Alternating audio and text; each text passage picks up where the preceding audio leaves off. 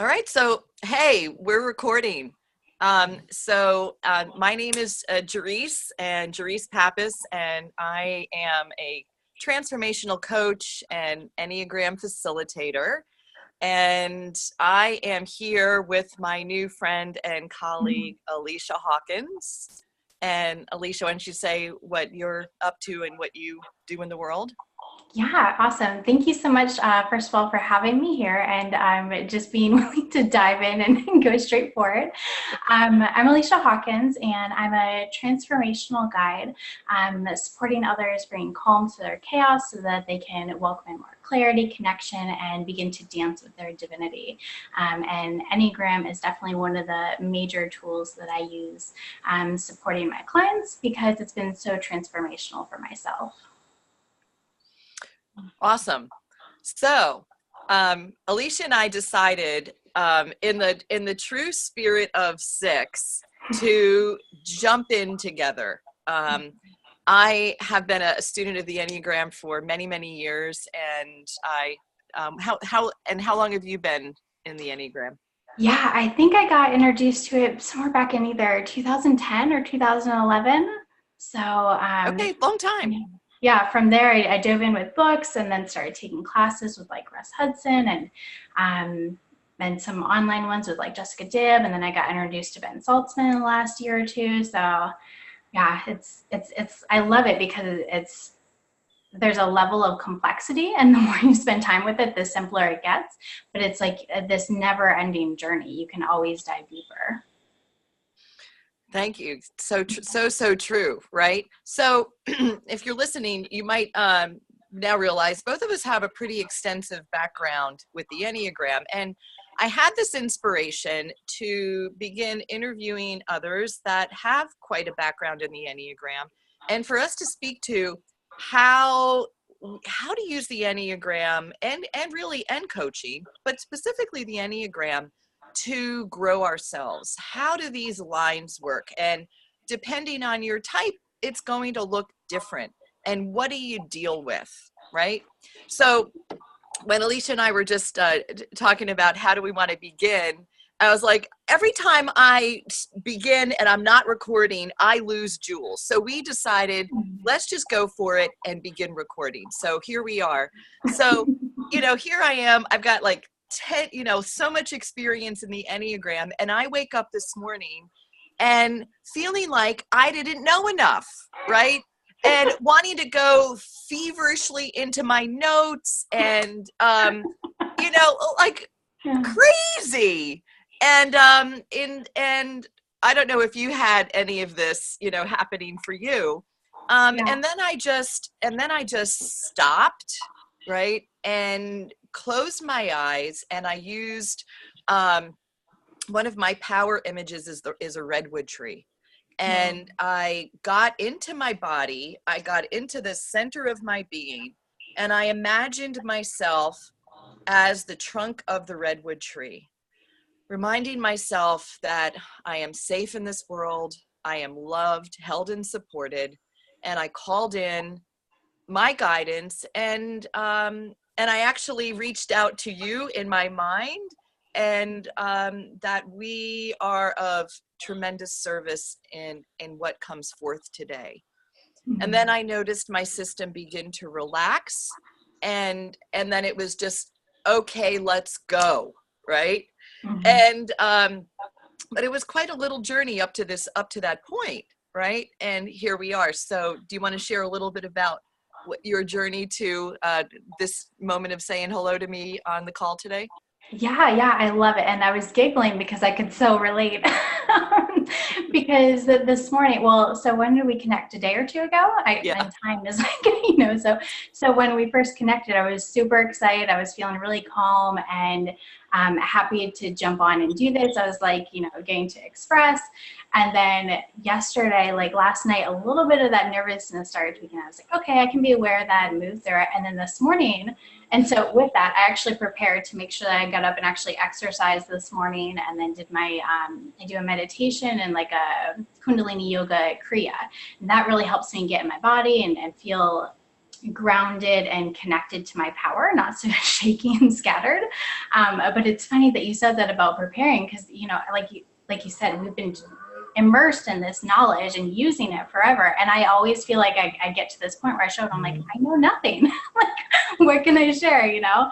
And so I actually went into one of our programs, that Jessica Dibbs did. I want to say the Living Enneagram, and I started listening to the recording as I was driving my daughter to school on the way back home around the essence qualities of 3. I was like, to get back into that energy, and then I realized I was like, oh, I'm doing that preparing pattern. I was like, so I stopped it, like you said, kind of dropped back into my body. And I love that you were saying about the tree too, because that's one of the things that always recenters me. So I kind of imagine that I have roots going down from my feet and grounding into Mother Earth, and then pulling that energy back up, and then reminding myself that I can be strong and sturdy and stable like a tree, and tap into that inner guidance. And like you said, you called them jewels. I call them gold nuggets, or like insights. I know that they'll just drop up once we connect, but it takes a process for me to relax into that and kind of go, I guess, maybe in the direction of 9.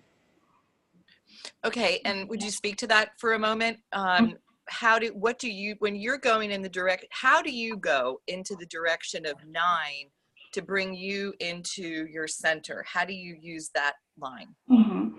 Yeah, so when I'm doing it consciously, yes, yeah, because when I'm not doing it consciously, I'll go to the lower sides of 9, and, you know, go from like my ego patterns of anxiety into inertia and indecision. But when I'm moving consciously there, and I find that my ego patterns are acting up and all this mental chatter is happening, I love to go to guided meditation now, because then it gives my thoughts somewhere else to go, and then from there I can kind of settle and sit with myself.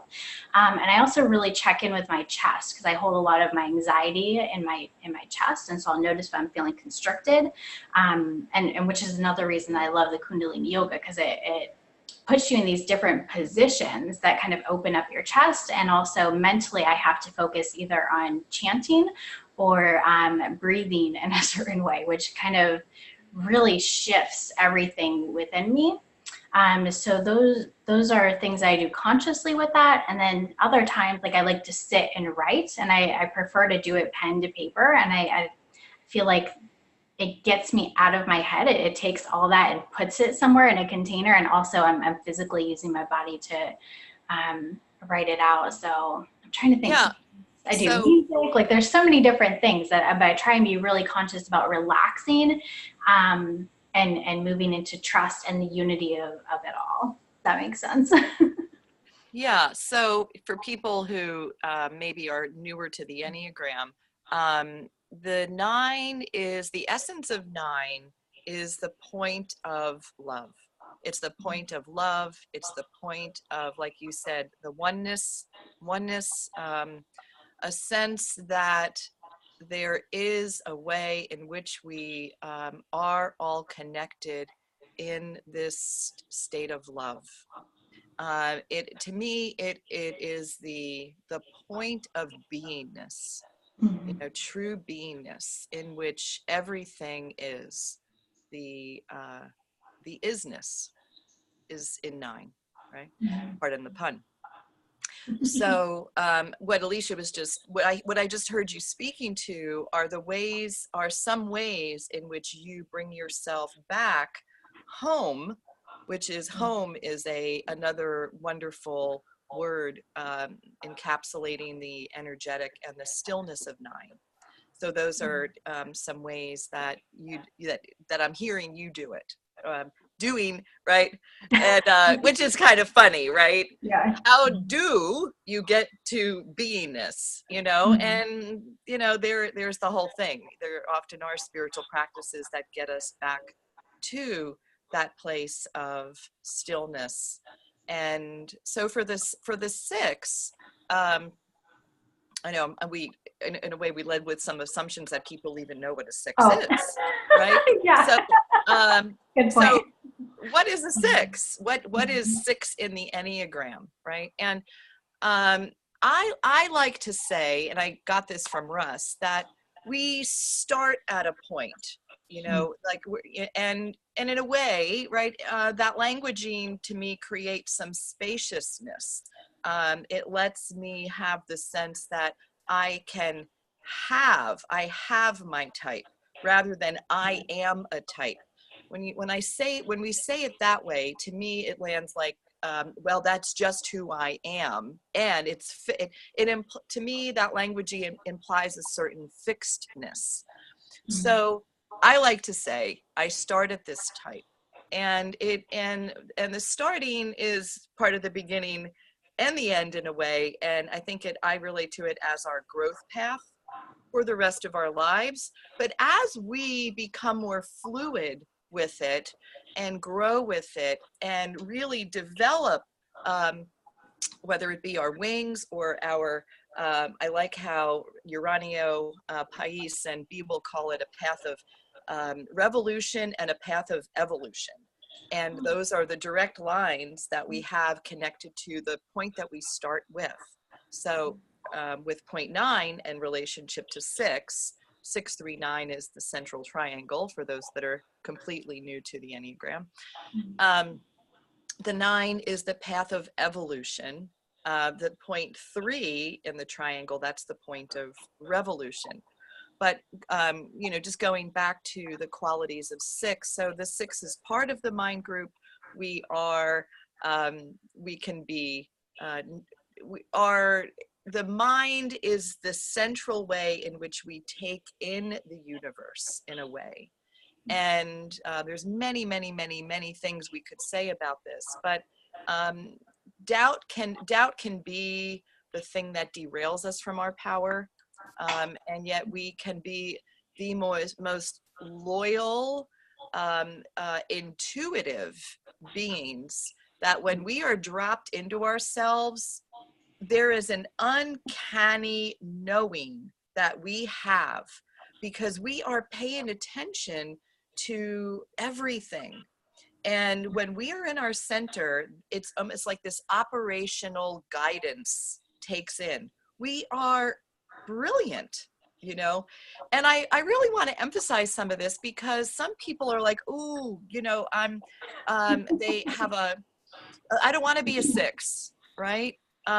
Because we do deal with a certain kind of intangible angst, right? And but that arises when we aren't really rooted in the center of our being, which is why I wanted to have this conversation. So not only for other sick people that start at 6, but for all beings, that they can really know the superpowers that 6s have when we are allowing ourselves to be guided by faith and trust, and we're in our bodies, opening to this this intelligence, opening to what our minds see, and that allows us to be really practical and wise and intuitive in how we move through the world.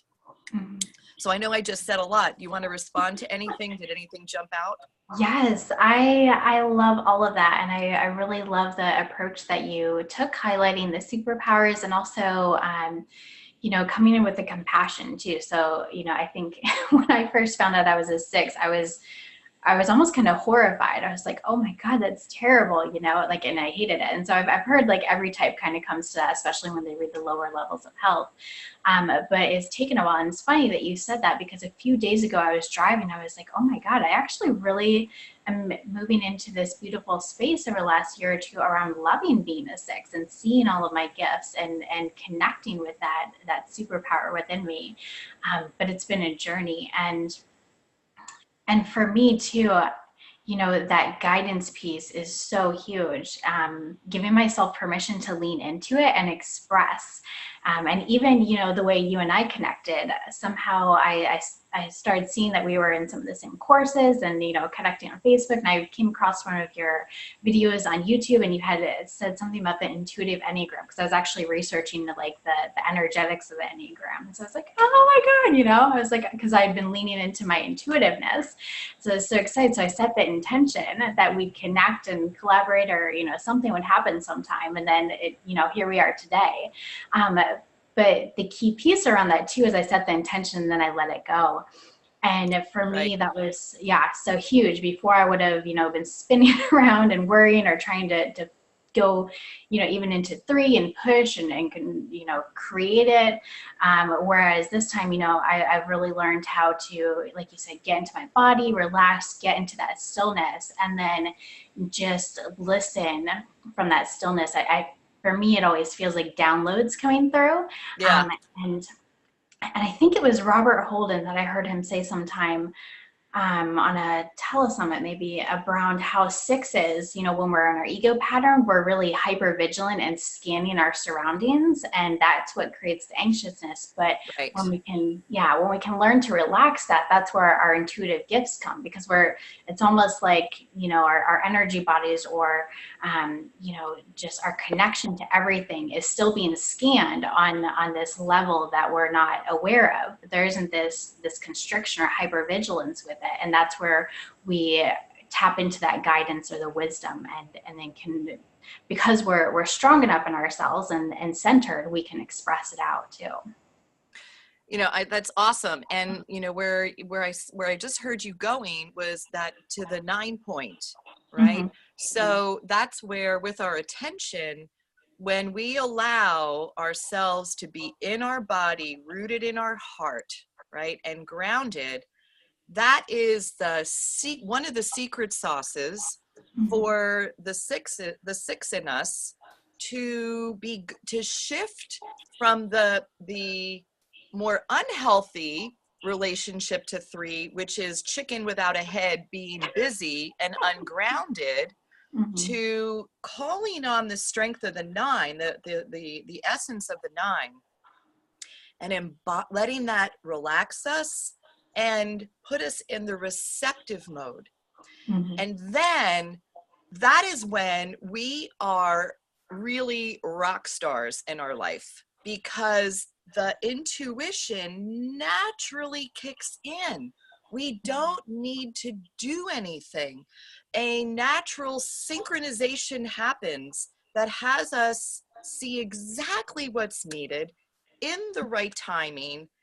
It's a mysterious, almost like magical thing that we really can't explain, but it happens in that state. And I love, you know, when you said you were game, I was like, and you know, again, for listeners, we did not have a prep call for this, right? No. We did not have a prep call. Which is huge for 6s, right? I knew in my gut that we were on the same page and ready to go. And that's why I just said, when I mean, really seriously, folks that are listening to this, when we started, I said, no, let's not have a pre-conversation. Let's just jump in. I don't want the people listening to miss out on how we connect and how we get related, right? So that was me trusting that I just knew we were going to be in sync, on the same page. And I was so excited to do this with you, right? Yeah. So that's a part of this whole 3 thing. Oh my God. I just almost said 3. Did you catch that? Yeah. And so it was but it was like, if you imagine us like being birds, right? And how birds fly in a flock, right? A flock of geese or what have you. So just imagine that. And we're going toward a point, right? And I feel like this is what 6s bring to the world, right? This is the distinction. This is the gift, not only for ourselves, but for everybody, that we're kind of flying toward that 3 point, right? That yes, it's okay to be seen. It's okay to be celebrated. It's okay to achieve. It's not only okay, it's a natural expression. And by flying together in a collaborative, cooperative, in sync way, we don't need to stress. We don't need to overthink it. How does that flock know how to stay in alignment? It instinctively knows. And so that is, I think, one of the most incredible examples of how we move together in the world as sixes in service of the greater good, and how do we trust each other? You go with it, you check in, and you keep, and there's an attunement that happens. So you want to respond to any of that? Yeah. Yeah. So many things are sparking off. And it's interesting too, because when that happens, I'm like seeing like all these trains of like information coming. So I almost have to like kind of slow myself down again too, Right. to capture it all. Yeah, I love that you brought up like the birds coming to a V too, because of the instantly, and I got chills too. It made me feel that reconnection to support too, which is so critical for sixes, because, and like you said, that trust, we get to kind of bounce back and forth with each other, which is so supportive in this collaborative, like co-creative experience. And I get to stay grounded in myself and listening to my inner guidance, right? And that's how I can, move with you in such a beautiful way, rather than seeking that outside guidance around timing or scripting or, all these other different types of elements that I used to try and support myself when I was more in my ego pattern. And then also with that too, you spoke about trust. And so in order for me to really relax and to trust in you, I've had to really cultivate a new level of trust and loyalty with myself and support within myself first, so that I could then also start attracting in other people that could hold that space for me and meet me there as well. And then, having the trust in my own capabilities, that if for some reason we went somewhere this experience that I got to that like deer in the headlights, like I don't know, type of experience, I could always come back to myself, or I could reach out to you for support, or just let it be what it is and be okay with that too, and not have to feel like I'm gonna freak out or fall or stumble, or it gives me permission to show up in the wholeness of myself. Beautiful. And just give an example. If something would happen that would have you lose your center, right? In the moment, what can you say to other sixes of how you recenter yourself? If we're in this conversation right now, for instance.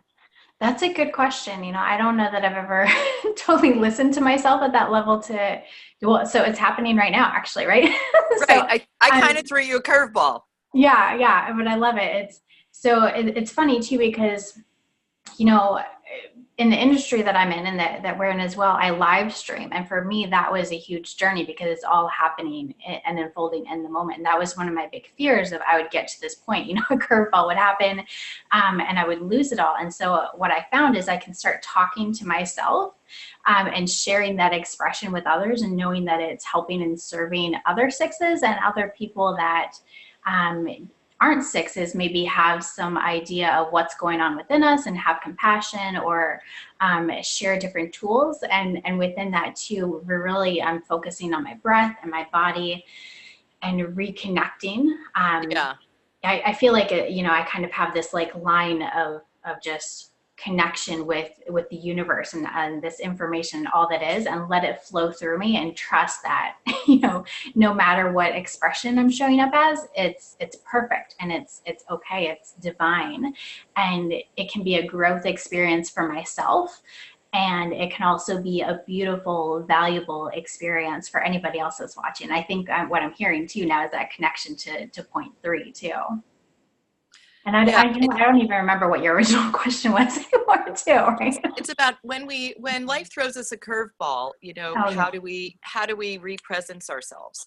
And so, I guess in summary, it's whatever you need to do to get yourself back in your body, right? Mm-hmm. So It might be you feel your feet on the ground, right? You just re-presence. Okay, you get yourself back into this moment because it is a fear or a doubt that is taking the 6 out of the moment. 99% of the time when we are in the moment, we're great. You know, we're like beyond good. We're fantastic, right? So it's whatever it takes to be in the moment and to see clearly that, okay, there's nothing here that is threatening to me. And you know, and if something would be happening that may not be so great, um, again, feeling your feet, breathing into, bringing your attention back to your breath, getting yourself back into the body that has your inner wisdom kick in. It then is available to me and to, you know, to others. So now just you're mentioning the 3 point. So that is called the path of revolution, you know, for the 6, because I don't know about you, but I'm in a time in my life right now where I am really challenging myself, and I'm in a coaching certification program right now, because I realize that without coaching, without having myself being mirrored and getting that guidance to stretch myself beyond my comfort zone and have somebody hold me accountable, left to my own devices as a 6, I am going to stay in a comfort zone. I'm going to stay safe. That 6ness, you know, and given that I started 6, it's really, really a strong pull to hold back and take less risks. So for me, that's why I'm enrolled in this coaching program. And that's actually why I am, you know, being a professional coach as a life choice, because it'll keep me on the line, holding others accountable. And then therefore I'm holding myself accountable, and it will keep me right outside above the edge of withholding, you know, that Marianne Williamson quote, you know, I don't have it handy, but that, who are we not to be great, you know, and shine our light and be our best selves. I'm totally paraphrasing this. But it's really what that whole quote is the 6 in us shining at 3, letting ourselves be our very, very best selves in service of whatever our heart is moved to be in service of for the greater good, and including ourselves. And there's nothing wrong with that. To, you know, my personal email is celebrate yourself now, you know, and it's my daily reminder to call myself into that 3 space. And over time, I've done that in a lot of little ways.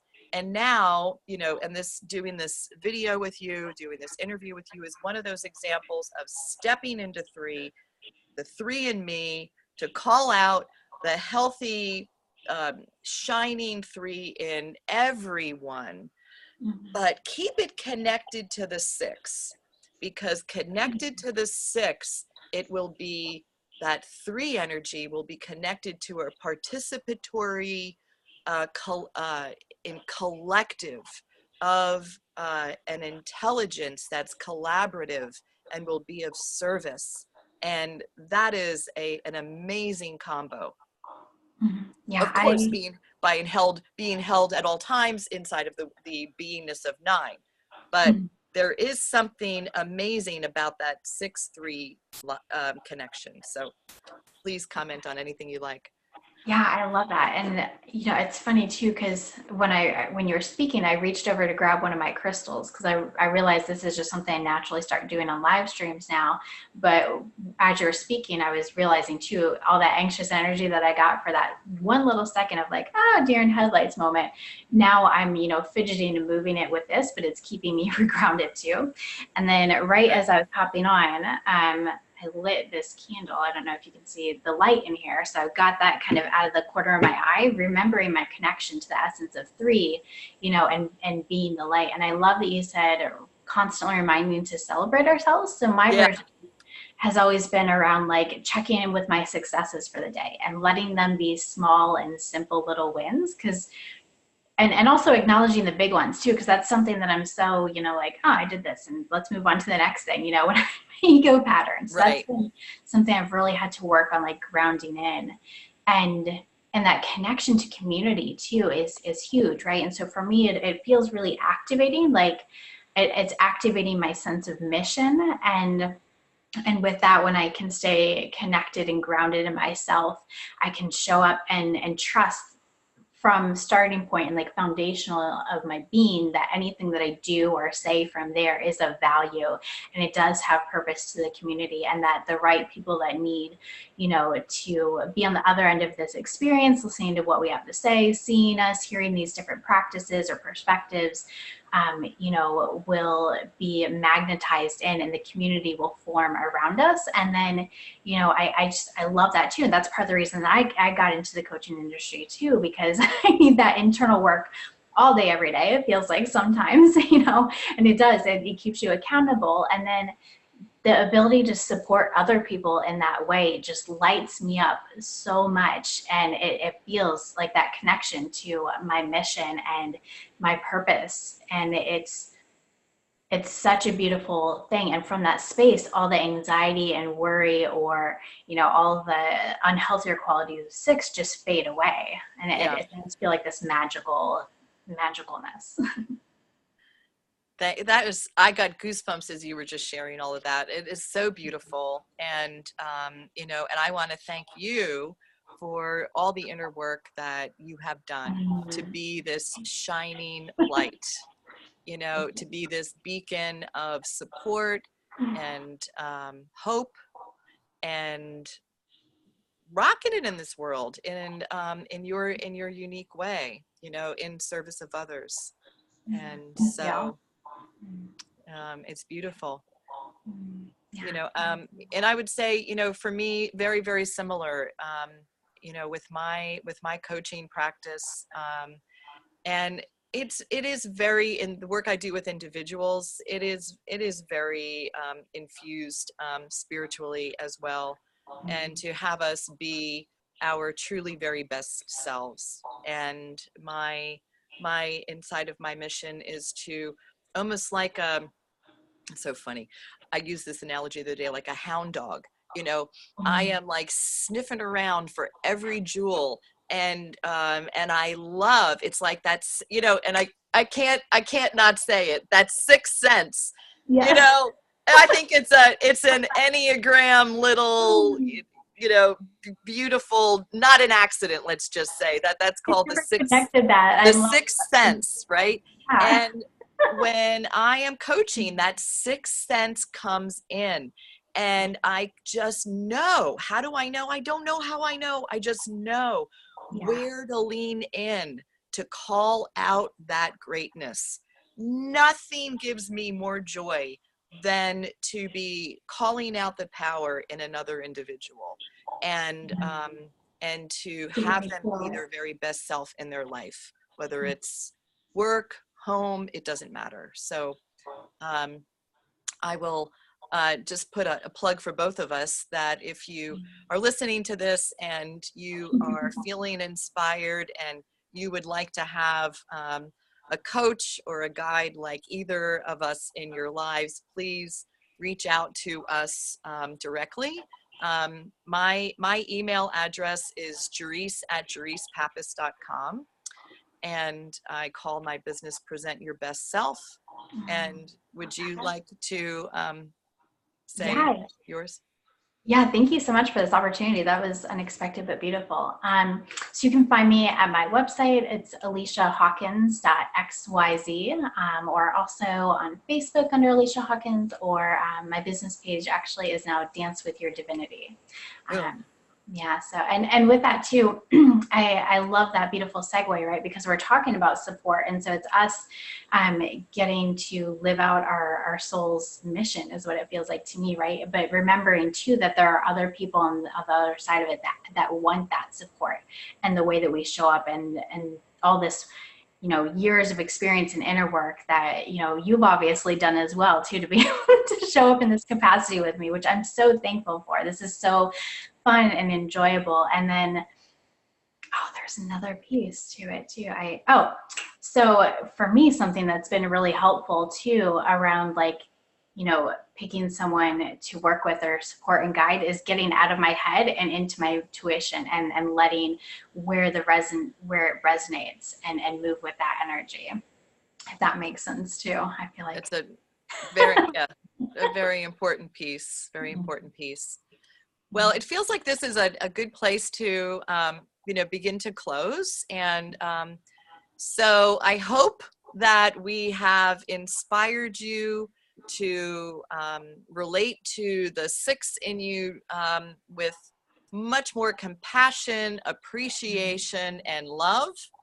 And that you are also seeing the beautiful value of calling in the energies of type 6 with the beautiful love energy, and type 3 with that passionate purpose being executed in achievement and being productive out in the world.